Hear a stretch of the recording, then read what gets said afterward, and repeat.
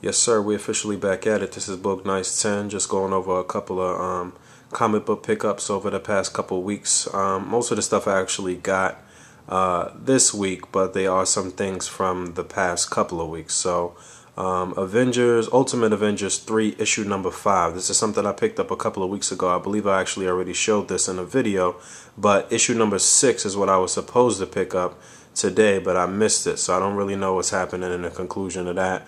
And I also missed Captain America 614, but like I told you guys before, in Captain America, what's going on right now is Bucky is on trial for crimes that he committed as the Winter Soldier, and it looks like the main antagonist on that book right now is the Red Skull's daughter, Sin, who became the new Red Skull at the end of the arc where Captain America came back to life, when Red Skull was seemingly killed, and his daughter was kind of disfigured in that final battle, and now her face looks like her dad. So that's what's going on in Captain America. I don't know what's happening in issue 614, but I'll give you guys an update. Alright, here we got books from the week of January 26, which was the Wednesday before this last Wednesday. And this is Thunderbolts issue number 152. Wasn't really a big fan of the last arc on this book. This seems to be starting off on an interesting note. There's a new addition to the team in this book, and he seems to be out of his mind. It's somebody that we've seen before, but haven't seen too much in comic books, so I'm not going to really give it away. I don't even know if many people really know of this character too much, but it was a pretty interesting issue. It was some nice battle scenes or what have you, but it was interesting. I like to see how this is going to unfold. Next up, this is also from the week of January 26th. This is the New Avengers number 8. This is also the beginning of a new story arc. We get to see Luke Cage and Jessica Jones trying to get some R&R and taking their first date in a long time. You know, after all the events that happened with Civil War and Secret Invasion and all of these things going on, this is the first time that they got to actually kind of sit down and go out on a date. And they were kind of discussing whether or not Jessica Jones was going to become an Avenger and whether or not she was going to take the name Power Woman, being that she is Power Man's wife. So just a little funny thing that was going on there, some funny banter between the two of them. And then out of nowhere, some what appears to be Dr. Doom attacks the city, and Miss Marvel is trying to stop him. And it turns out being a Doom bot. But later in the issue, there's some revelation that Dr. Doom may be losing his mind as a result of him dabbling in dark magic for so long. So we'll see where this is going. A couple of funny lines from Spider-Man as usual. Bendis always seems to write Spider-Man pretty well, so this was okay. We'll see. Alright, next up we got Secret Avengers number 9. This is also from the week of January 26. Like I said before, I wasn't a big fan of this arc. It looks like this arc is going to be over with the conclusion of the next issue. But this issue was actually pretty decent. Like I told you guys before, there is this rogue group being semi-led by what I called a clone of Nick Fury before, but he's actually like a rogue LMD, and they're teamed up with this old war vet called John Steele, who was apparently the very first super soldier and apparently much stronger than Steve Rogers. And we get to see Moon Knight and Black Widow and Valkyrie and Beast and pretty much everybody in action in this issue, minus Ant-Man. But I actually thought this issue was pretty good. It was some nice dialogue and some nice action. We'll see what happens in the conclusion to this in the next issue, but this was next up, also from the week of January 26th. This is Fantastic Four issue number 587. If you've been under a rock and you don't know, this issue saw what seems to be the death of Johnny Storm. Now, I'm not a huge Fantastic Four fan. I haven't really been checking for this book. I haven't bought a Fantastic Four issue in a really long time. However, this issue was really good. It was really well written. It was emotional. It was a really nice issue. Now, because I'm pretty versed in a lot of different comics and a lot of things that have been going on over the past 10-15 years or so in comic books, and more recently though, it was pretty easy for me to pick up on things that were happening in this book. Now, if you just kind of jumped on just to see what was going on with Johnny Storm and just to see, you know, his death or what have you, you may have been a little thrown off. I mean, you probably still could have got the gist of it, but it was kind of a lot going on. But it was a really, really nice issue. I really enjoyed the issue, and it looks like Johnny Storm went out in a very heroic way. However, you never really see him actually get killed, so I don't think that's going to last too long. Honestly, I'm sure we'll see Johnny Storm back again, but it was a very interesting issue. I definitely recommend that you guys at least check out this one issue just to kind of get filled in on some things and just to check it out. It was a really nice issue. Next up, also from the week of January 26th, this is Uncanny X-Force number 4.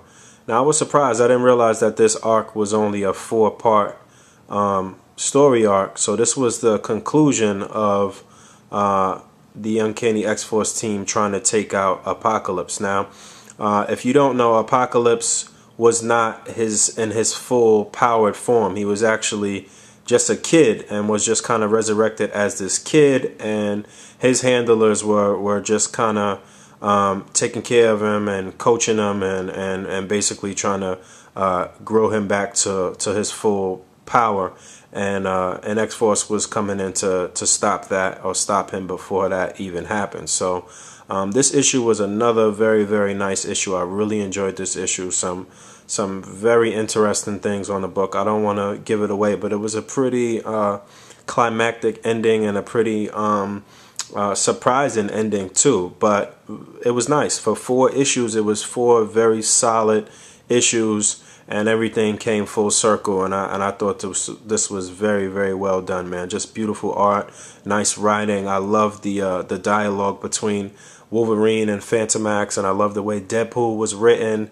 And I just thought it was great, and it was a great ending, man. This was a good, solid 4 issues, man. I definitely recommend that you guys check that out. And looks like we're gonna have something going on with Deathlock in the next story arc. So we'll see how that goes. But I definitely recommend these first 4 issues, man. Very, very well done.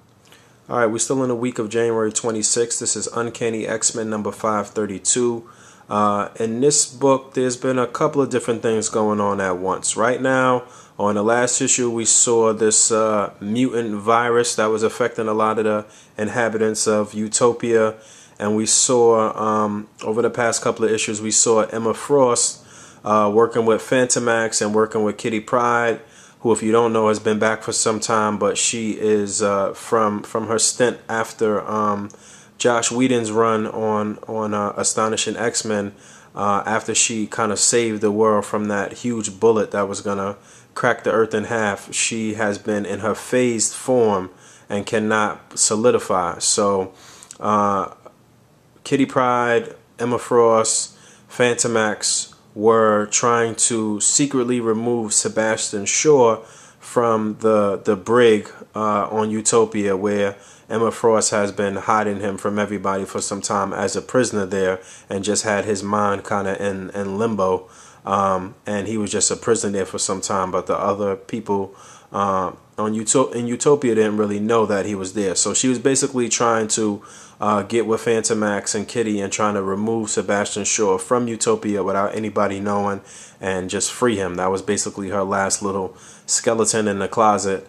And last issue, they got him off of the island, and this issue, he kind of got free and engaged them, and it was a little fight, and it was pretty interesting. And on the other side of things, like I said, this little virus that's kind of wreaking havoc through Utopia, and Cyclops kind of finds out who unleashed it and what's going on with that. So there's 2 kind of stories running at once in this book, but it was good. I liked it. It was really interesting, and I'm always a fan of Sebastian Shaw. I like his power, so this was a pretty dope issue, and I'm starting to really like Phantomax. I didn't really like him at first when he was first introduced way back in New X-Men when Grant Morrison was writing it, but I like how he's been written in Uncanny X-Force, and I like how they're writing them in Uncanny X-Men as well. So this has been pretty interesting. I'll see what next up. This is my final book for the week of January 26th, and this was probably my favorite read next to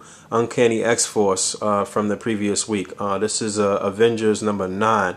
This was a really dope issue. Not really much action, but a lot of dialogue and a lot of things uncovered in this book. Like I told you in the last issue, we saw the Hood, Parker Robbins. He got control of 2 of the Infinity Gems. If you don't know, the Illuminati were the sole controllers of the Infinity Gems for quite some time. The 6 members of the Illuminati each took one of the Infinity Gems and hid it away, and basically vowed to not say anything about it or not try to use it, and basically just to keep them or to have them for safekeeping. So in the last issue, or in issue 7 through 8, we see Parker Robbins get 2 of the Infinity Gems. He got Reed Richards' Infinity Gem, and he got Black Bolt's Infinity Gem.